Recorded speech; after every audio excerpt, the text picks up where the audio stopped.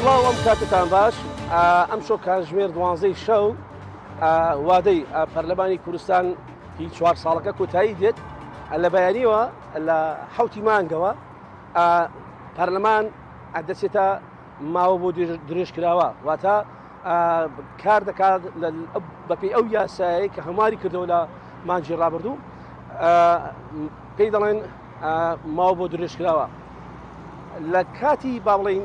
درێژکردنەوەی تەمەنی پەرلەمانی کوردستان نیگەرانی و ناڕازایی و کاردانەوەی جیاواز ڕوویدا لە نێوان فراکسیۆنەکان لە نێوان پەرلەمانتاران و ڕخنە و تێبینی لە نێوان چاودێرانی سیاسی و خەڵکیش تاڕادێک باسی لەو کرد کە پەرلەمان نابێت تەمەنی خۆ درێژ کاتەوە پێویستە پەرلەمانی کوردستان ئەو دابوونەریتە دابێنێت لە 4 ساڵ جارێک جا پابند بێ و هەڵبژاردن تێدا بڕێ بچێت ئەمە لە کاتێکدا یاخود دەتوانم بڵێم بیانووی درێژکردنەوەکە ئەو بکە ناکرێت لە وادەی خۆیدا ئەم پرۆسی هەڵبژاردنە بەڕێوە بچێت کە کۆمیسیۆن لە نێوان 3 مانگ تا 6 مانگ کاتی پێویستە بۆی ئامادەکاری بکات تا هەڵبژاردن لە هەرێمی کوردستان ئەنجام بدرێت بەڵام حزبە سیاسیەکان نەگەشتن ڕێکەوتن بۆیە کۆمیسیۆن نەیتوانین لە وادەکەی خۆیدا کە با بڵێن ئەمە بڕیار بدەکە بتوانێت هەڵبژاردن بڕێوە بات جگە لەمە دەبێت ئاماژەوە بکەن کە فراکسیۆنەکان و نوێنەری حزب لایەنە سیاسیەکان و دەتوان بڵم کەسی یەکەمەکانی حزب لایەنە سیاسیەکانیش چەند جارێک کۆبوونەوە لە سەرۆکایەتی هەرێمی کوردستان لەسەر ئەنجامدانی ڕۆژ هەڵبژاردن بەڵام دیسان هەر نەگەشتنە ڕێککەوتن لە کۆبوونەکاندا هەموو حزب لایەنە سیاسیەکان باسییان لەوە کردووە کە ئەوان ئامادەیان تێدا هەیە و لەگەڵەوەشدان کە هەڵبژاردنە کات خۆیدا بکرد بەڵام بەجوێرەی و سەنارەدەست ئێمە کەوتووە لە دەرەوەی کۆبوونەکان هیچ حزب لایەنێکی سیاسی ئامادەیی تێدا نەبووە لە ڕاگەاندەکان و باسییانەوە کردەوە کە ئامادەیان تێدا هەیە بەڵام لە پشتی با بڵێن ڕاگەاندنەوە ئەوان هیچ ئامادەیان تێدا نەبووە دەبێت ئاماژە بۆش کۆن کۆکردنەوەی حزب لایەنە سیاسەکان گەیشتە و ئاستێکە جنین پلاسخارد نێردەی نەتەوەی یەکگرتوەکانی عێراق لە بارگەی نەتەوەی یەکگرتوەکان لە شاری هەولێر ئەویش کۆبوونەوەی ئەنجامدا و بەشداریشی کردووە لە کۆبوونەوەکانی دیکەی کە لە سەرۆکاتی هەرێم بەڕێوەبرد بەڵام هەر یەکەم کۆبوونەوەیان کە تەواو بوو بەجوێرەی ئەو سەرنیارانەی لە بارگای نەتەوەی یەکگرتوەکان و ناو کۆبوونەوەکە دەست شارپرێس کەوت ئەو کاتەش ڕامەگەیاند کە حزب لایەنە سیاسیەکان خوێندنەوەیان وا بۆ کراوە لەلایەن نەتەوەی یەکگرتوەکانەوە کە هیچیان ئامادەیان تێدا نەبووە لەوێش باسییانەوە کردووەکە بەڵێ ئامادەیان تێدا هەیە بەڵام لە پشتی کۆبوونەوەکان ئامادەیان تێدا نەبووە ئەو کاتێککە با بڵێن یاساکە هەموار کراوە و تەمەنی پەرلەمان درێژ کرایەوە پەرلەمانتار شان عسکەری لە فراکسیۆنی گۆڕان دەست دەکات شانەی خۆی پێشکەش بە سەرۆکاتی پەرلەمانی کوردستان کرد کە لەوایە دێ ئەو ئامادەنیە بێتەوە پەرلەمان و لە موسەکەشی خۆش بواتە نایەوێت خانشیەکە وەرناگرێت دوای ئەوە لە چەند ڕۆژی ڕابردوو فراکسیۆنی یەکگرتووی ئیسلامی کوردستان بە هەمان شێوە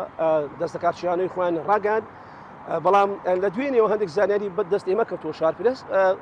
ئێستا لەناو فراکسیۆنی گۆڕان و کۆمەڵی دادگەری و بەشێک لە فراکسیۆنەکانی دیکە لە کاتژمێرەکانی داهاتوودا لە نێوەڕۆدا هەڵویستی خۆیان ڕادەگەێنن بۆ نمونە 4 پەرلەمانتاری فراکسیۆنی گۆڕان سەرەتا قرار بوو دەست دەکات چێشنەوە بەڵام ئەوان پێیان وایە دەست دەکار ناچێشنەوە لە پەرلەمان دەمێننەوە چکە نایانەوێ ئەو جۆرە و زانیارانەی دەستێمە کە تۆ نایانەوێ یەدەگەکان بێنە شوێنی ئەوان شوێنی ئەوان پڕکەنەوە و پێیان وایە ئەگەر ئەوان بێنە شوێنی ئەوان ئیتر لە دانیشتەکانی پەرلەمان هەرچی چیەک لەلایەن دەسەڵات و حکوومەتەوە داوا کرێت ئەوان لاریان نابێت پرۆژاسەکان تێدەپەڕێنتر بۆیە دەمێنەوە لەناو هۆڵی پەرلەمان بەڵام لە بەیانیەوە کە ئەم کاتژمێر 12 کۆتایی دێت ئەم وادەیە لە بەیانیەوە سرجەم موسە و ئیمتیازاتەکانیان دەبەخشن بە نەخۆشخانەی هیوا کە تایبەتە بە نەخۆشیەکانی شێرپەنجا و ئێستاش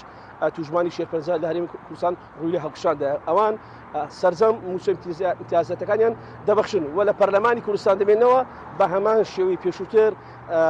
کارەکانیان ئەنجام دەدەن ئەمە بستنەوەی گۆڕان لە بستنەوەی کۆمەڵی دادگەری فراکسیۆنی کۆمەڵی دادگەری ئیسلامی ئەوانیش بڕیاریان داوە لە کاتژمێرەکانی داهاتوودا ئەوانش ڕای دەگەێنن کە بە هەموو شێوێک لەگەڵ ئەوەنین با بڵێن سۆڵیکەن ئەوانش چاودێر دەبن بەڵام ئەوانش وەکو ئەو پەرلەمانتارانەی با بڵێن ژوارێک پەرلەمانتاری فراکسیۆنی گۆڕان کە ئاماژە پێ کرد موسە و ئیمتیازەکانیان بەدەبەخشن بە نەخۆشخانەکان و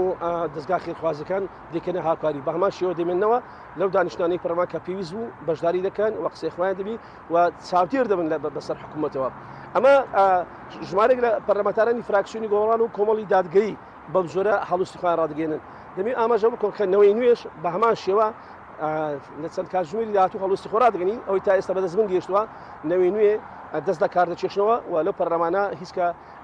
بەردەوام نابن و بێگزاری دەکشێنەوە کاتشانی خۆیان پێشکەش دەکەن. هەندێک لە فراکسیۆنەکانی دیکە ئەوان دەستیان بۆ